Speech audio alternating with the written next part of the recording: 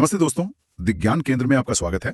आज की इस गहन चर्चा में हम पढ़ेंगे भारतीय संविधान के संशोधन और उनके अनुच्छेद। बिल्कुल। आज हम जो स्रोत सामग्री देखने वाले हैं वो ये साबित करती है कि हमारा संविधान कोई धूल भरा मैनुअल नहीं है। मतलब ये एक जीवित दस्तावेज है। जो जो समय के साथ बदलता है, सांस लेता है। बिल्कुल, राष्ट्र के विकास के साथ खुद को ढालता है। और आज हमारा मकसद सिर्फ स्लाइड पर लिखे नियम पढ़ना नहीं है, बल्कि उन कहानियों को समझना है जिन्होंने पिछले 7 दशकों में इस किताब को आकार दिया है। और ये यात्रा बहुत दिलचस्प है क्योंकि ये दिखाती है कि भले ही पन्ने बदल जाएं, लेकिन न्याय, स्वतंत्रता, समानता और बंधुत्व की जो आत्मा है वो अमर रहती है। तो चलिए इसे थोड़ा विस्तार से समझते हैं। शुरुआत कहाँ से करें? सबसे पहला सवाल जो दिमाग में आता है वो ये कि हमारा संविधान 1950 में लागू हुआ। हाँ, लागू हुआ। और 1951 में ही पहला संशोधन आ गया।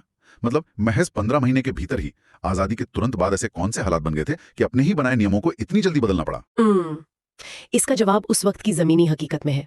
देखिए, पहला संशोधन जो था वो अधिकारों में संतुलन बनाने के लिए था, खासकर अनुच्छेद 19। अनुच्छेद 19 मतलब अभिव्यक्ति की स्वतंत्रता। हाँ, अभिव्यक्ति की स्वतंत्रता पर नियंत्रण लगाने के लिए रोम सुप्रीम कोर्ट ने तब कहा कि आप महज पब्लिक ऑर्डर के नाम पर किसी को चुप नहीं करा सकते।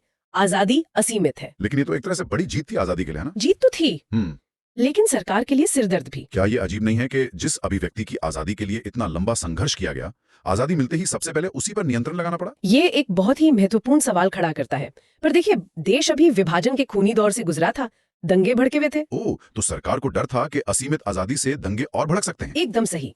इसीलिए पहले संशोधन में अनुच्छेद 19 पर कुछ उचित प्रतिबंध या रीजनेबल रिस्ट्रिक्शंस लगाए गए। अच्छा, और इसी में जमींदारी उन्मूलन वाला भी तो मामला था, है ना? अनुच्छेद 31A और 31B। हाँ, बिल्कुल। सरकार जमींदारों से जमीन लेकर गरीबों में बांटना चाहती थी, लेकिन जमींदार कोर्ट चले गए तो सरकार ने 9वीं अनुसूची नाम की एक तिजोरी बना दी। एक सेफ बॉक्स जहां कानून डाल दिया तो कोर्ट भी कुछ नहीं कर सकता। हाँ, इस संशोधन से जमींदारी प्रथा को खत्म करने का रास्ता साफ किया गया। मतलब ये तो ऐसा हो गया कि आपने एक नया घर बनाया और तुरंत आपको एहसास हुआ कि सुरक्षा के लिए दरवाजों पर कुछ नए ताले लगाने पड़ेंगे। बहुत सही उदाहरण है ये। अब घर की सुरक्षा हो गई तो अगली चुनौती थी कमरों को व्यवस्थित करने की। कमरों को व्यवस्थित करना मतलब राज्यों का पुनर्गठन, जो कि 7वां संशोधन था। हाँ, 7वां संशोधन 1956। इसका मुख्य काम था नए भारत का नक्शा तैयार करना। लेकिन इसकी जरूरत क्यों पड़ी? अंग्रेजों ने तो पहले से राज्यों का बांट रखा था। देखिए, वो सिर्फ प्रशासनिक सुविधा के लिए था, उनका कोई सांस्कृतिक आधार नहीं था। आजादी के बाद भाषा के आधार पर राज्यों की मांग उठने लगी, विशेष रूप से मद्रास से तेलुगु भाषी राज्य अलग करने की मांग, है ना? बिल्कुल। और हालात इतने बेकाबू हो गए कि मजबूरन सरकार को फजल अली आयोग बनाना पड़ा। तो 7वें संशोधन ने संविधान में क्या बदलाव किए? इसने अनुच्छेद 1 और 3 का विस्तार किया। पुराने ढांचे को जड़ से उखाड़कर 14 नए राज्य और 6 केंद्र शासित प्रदेश बनाए गए। अच्छा, तो भाषा के आधार पर राज्यों की सीमाएं तय की गई। उस वक्त तो कई लोगों को लगा होगा कि इससे देश टूट जाएगा। लगा तो था, लेकिन हकीकत में इसी कदम ने भारत की सांस्कृतिक विविधता को मान्यता दी। तो नक्शे और सीमाओं को सुलझाने के बाद हमारी चर्चा का अगला पड़ाव आता है 70 का दशक। ये बहुत ही नाटकीय दौर था भारतीय लोकतंत्र का। यहाँ सवाल नक्शे का नहीं था, सत्ता का था। मतलब ये तय करना कि बॉस कौन है, संसद या फिर खुद संविधान के मौलिक अधिकार। एकदम सही। और इसकी शुरुआत हुई 24वें संशोधन से 1971 में। तो इस 24वें संशोधन में ऐसा क्या था? देखिए, न्यायपालिका और विधायिका के बीच भारी टकराव चल रहा था। सरकार को लगा कि अदालत उनके काम में अड़ंगा डाल रही है। तो उन्होंने क्या किया? उन्होंने अनुच्छेद 368 और अनुच्छेद 13 के बीच के टकराव को अपने पक्ष में कर लिया। मतलब संसद को ये सर्वोच्च शक्ति मिल गई कि वो मौलिक अधिकारों को भी बदल सकती है। बिल्कुल, संसद ने खुद को सबसे ऊपर कर लिया। और इसके बाद आता है आपातकाल का दौर और 42वां संशोधन। 42वां संशोधन, जिसे अक्सर मिनी संविधान भी कहा जाता है, 1976 का साल। हाँ, इसे मिनी संविधान इसलिए कहते हैं क्योंकि इसने संविधान के लगभग हर महत्वपूर्ण हिस्से को बदल दिया। सरकार को असीमित अधिकार मिल गए। और इसी संशोधन में अनुच्छेद 51A भी जोड़ा गया, है ना? हाँ, पहली बार नागरिकों को उनके मौलिक कर्तव्य याद दिलाए गए।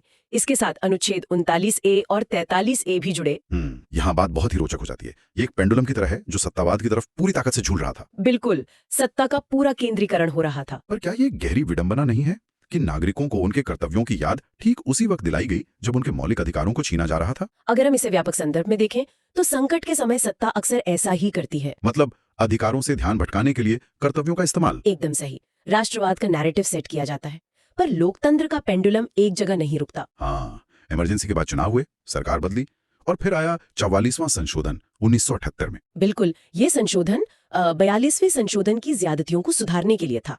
लोकतंत्र की वापसी। तो इसमें क्या प्रमुख बदलाव हुए? सबसे बड़ा काम यह हुआ कि छीने गए अधिकार वापस सुरक्षित किए गए। अनुच्छेद 21 यानी जीवन और स्वतंत्रता की सुरक्षा, उसे निलंबित नहीं किया जा सकता। ये तो बहुत जरूरी था। और इसी समय संपत्ति के अधिकार को भी तो मौलिक अधिकारों से हटा दिया गया था ना? हाँ, वो हमेशा से विवाद का कारण था। उसे हटाकर अनुच्छेद 300A में केवल एक कानूनी अधिकार बना दिया गया। चलिए, सत्ता के संघर्ष से निकलकर अब थोड़ा जमीनी स्तर पर चलते हैं, गांव और शहरों की तरफ। ये भारतीय लोकतंत्र का सबसे अहम विकेंद्रीकरण था। 73वां और 74वां संशोधन 1992। मतलब फैसले अब दिल्ली से नहीं, बल्कि गांव के फैसले गांव में और शहर के फैसले शहर में होंगे। एकदम सही। अनुच्छेद 243 के तहत पंचायतों को और अनुच्छेद 243P से ZG तक नगर पालिकाओं को ताकत दी गई। ये तो किसी बड़ी कॉर्पोरेट कंपनी की रिस्ट्रक्चरिंग जैसा हो गया, जहां ब्रांच मैनेजरों को अपने फैसले खुद लेने की ताकत मिलती है, बजाय इसके कि वो हेड ऑफिस का मुंह ताके। बहुत अच्छी तुलना है ये। और सबसे बड़ी बात, महिलाओं के लिए 1/3 आरक्षण अनिवार्य कर दिया गया। वाह, रातों रात लाखों महिलाएं जमीनी राजनीति में आ गई। ये सच में एक बदलाव था। बिल्कुल था। और जमीनी लोकतंत्र के बाद अगला कदम था शिक्षा का अधिकार। 86वां संशोधन 2002। अनुच्छेद 21A है ना? हाँ। हर बच्चे का स्कूल जाने का सपना पूरा हुआ। हाँ। शिक्षा अब सिर्फ सुविधा नहीं बल्कि मौलिक अधिकार बन गई। और प्रारंभिक शिक्षा की जिम्मेदारी अनुच्छेद 45 में तय की गई। लेकिन यहाँ मैं वास्तविकता को थोड़ा चुनौती देना चाहूंगा। हाँ, पूछिए। संविधान के पन्नों पर यह लिख देने भर से कि शिक्षा एक मौलिक अधिकार है, क्या जमीन पर रातों रात स्कूल और शिक्षक पैदा हो जाते हैं, या ये सिर्फ एक कागजी वादा है? देखिए, रातों रात इमारतें तो नहीं बनती, लेकिन जब कोई चीज संवैधानिक अधिकार बनती है तो वो नीतियां और बजट बनाने के लिए एक बाइंडिंग फोर्स का काम करती है। मतलब सरकार पर एक कानूनी दबाव बन जाता है। बिल्कुल, ये जवाबदेही तय करता है कि जमीनी स्तर पे बजट खर्च हो। बहुत ही शानदार प्रक्रिया है ये। अब हमने नागरिकों को सशक्त कर दिया, शिक्षा दे दी, लेकिन इस यात्रा का अगला पड़ाव देश को आर्थिक रूप से जोड़ना था। हाँ, और यहीं आता है 101वां संशोधन 2016, आर्थिक एकीकरण। मतलब जीएसटी क्रांति। बिल्कुल। पुराने टैक्स का जो उलझावा जाल था उसे खत्म करके पूरे भारत के लिए एक ही टैक्स सिस्टम लागू किया गया। एक देश एक टैक्स। तो इसमें कौन से मुख्य अनुच्छेद जुड़े? इसमें अनुच्छेद 246A जुड़ा, जिसने जीएसटी कानून बनाने की शक्ति दी।